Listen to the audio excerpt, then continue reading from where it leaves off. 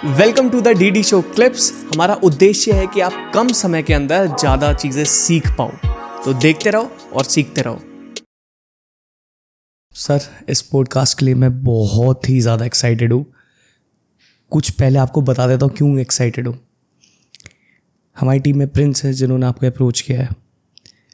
उनके सिर में दर्द था एंड उन्होंने यूट्यूब पे सर्च करा फ्रीक्वेंसी कौन सी सुनो जिससे सिर का दर्द ठीक हो जाएगा। तो उन्हें ईयरफोन लगाए और लगा के सो गए। सिर का दर्द तो ठीक हो गया, लेकिन 7-8 महीने से इनके सिर में दर्द नहीं हुआ है। क्या बात है। And audio engineering, sound healing, इसमें मेरा एकदम से इंटरेस्ट जाग गया। मेडिटेशन करते वक्त मंदिर के बारे में सुन के, बिग बैंग थ्योरी के बारे में सुन के मेरा दिमाग ख़राब हो गया।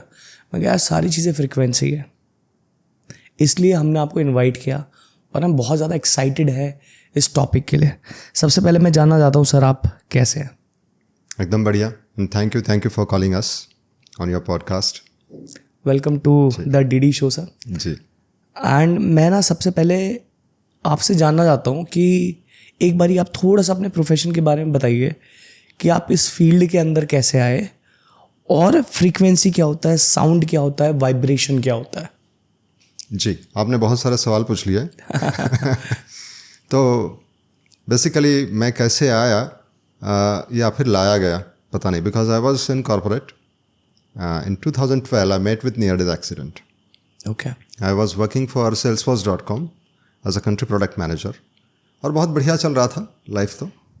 और 2012 में जो नियर डेथ एक्सीडेंट हुआ उसके बाद में मैं बस पड़े रहा, बेडरिडन। तो कितने टाइम तक? 3 महीने। अच्छा।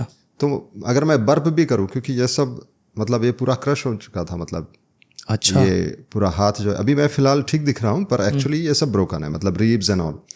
तो मैं बर्फ भी नहीं कर पा रहा था, यॉर्निंग भी नहीं कर पा रहा था। तो फिर मुझे करना क्या था, बस कुछ नहीं करो, सुनो। सुनते गए और पता चला कि सुनने से धीरे धीरे मेरे अंदर कई सारी शांति अपने आप आ रही है। और इतना सारा पेन कह लो या कई सारा संघर्ष कह लो, उसके बावजूद जो स्टेबिलिटी आई वो बियॉन्ड, और जो आनंद जो रहा वो बियॉन्ड एकदम। ओके। और धीरे धीरे हमें साउंड के बारे में पता चलना शुरू हुआ। स्पंद शास्त्र करके एक साइंस है, वो इस 3 महीने में मुझे रिवील हुआ कि अलग अलग साउंड होती है। मतलब जैसे कि हम साउंड को कैसे सुनते हैं, हाँ ट्रैफिक नॉइज़ है, लेकिन जब मैं सुनता हूँ तो मुझे वो कई सारी आवाज़ें सुनाई देती है।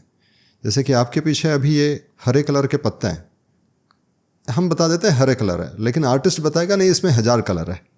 एक गहरा हरा है, एक फीका हरा है, या वॉटएवर। मुझे वैसे मिलके बना है। हाँ, तो वैसे मुझे साउंड सुनाई देने लगे, अलग अलग साउंड के परतें सुनाई देने लगी।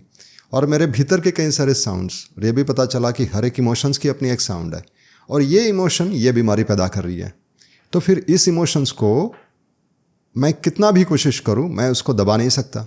हाँ, पर उसके साउंड को अगर मेरी उसकी नब्ज़ आ गई मेरे हाथ में, तो मैं सीधा साउंड पे अगर जाऊं तो मैं उसको वेलनेस की तरफ ले जा सकता हूं। वो जो इलनेस है जिस इमोशंस या जिस साउंड की वजह से आया, तो फिर वहाँ से हमने जर्नी शुरू करी। और ये साउंड, एक एक साउंड को फिर हम लोगों के आवाज़ से पहचानने लगे कि इसके आवाज़ में क्या दिक्कत हो सकती है, कौन सी बीमारी या कौन सा इमोशन इसको दिक्कत दे रहा है। उसको हमने वैसे साउंड सुना दिया और वो काम कर गया। जो काम मेरे लिए करा वो फिर हमने लोगों के लिए शेयर करना शुरू कर दिया। एंड टू माय सरप्राइज वो ऐसा कुछ काम करते गया कि लोगों के प्रॉब्लम्स यूँ सॉल्व होने लगे। उन्होंने कहा इसके लिए मैं ये करता था, वो जैसे एक बंदे ने कहा कि मुझे नाखून चबाने की आदत है, कुछ छूटी नहीं रही, तो वो एडिक्शन को मैं कैसे ठीक करूं।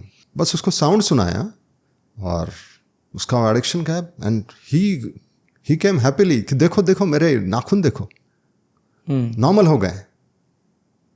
तो वहाँ से जो फिर जो कई सारी ऐसी बातें शुरू हुई, तो फिर हम साउंड के कई सारी चीज़ों को जानना शुरू किए कि साउंड कैसे काम करता है, क्या काम करता है, कैसे।